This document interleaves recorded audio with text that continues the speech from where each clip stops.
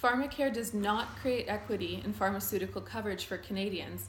As depicted in this image, a system where everyone gets the same in a national limited formulary of drugs fails to account for the different needs of Canadians. Like today, medications required for some will continue to be inaccessible, and coverage for the majority of Canadians will decrease. Adequate coverage already exists for most of the population, with only a small proportion unable to afford medications.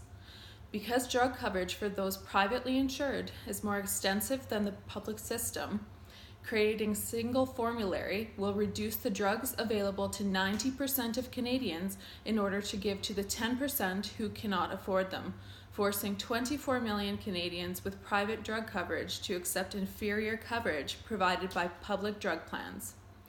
With no choice but the public formulary, many drugs privately insured Canadians take will become an out-of-pocket expense, and specialized non-formulary drugs will continue to be out of reach for many. These issues are not addressed by Pharmacare. Furthermore, the monopoly system will decrease research funding, limiting the essential advancement of treatment options available to Canadians. This will impact the health of Canadians because research has shown that access to new drugs is associated with better health outcomes.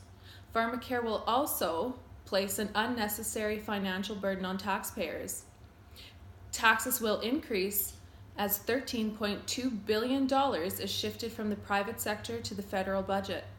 Additional costs to society include job loss, decreased tax base, possible NAFTA fines costing $4.1 billion.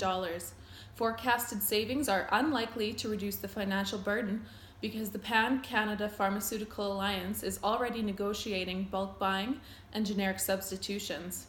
Even with over 5 decades of debate over Pharmacare, Canada has still not reached consensus.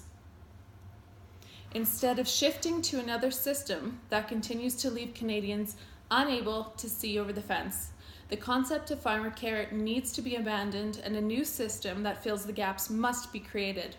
A one-size-fits-all system does not create equity. Instead of reinventing the system, why don't we add boxes and build ramps in the system that we already have?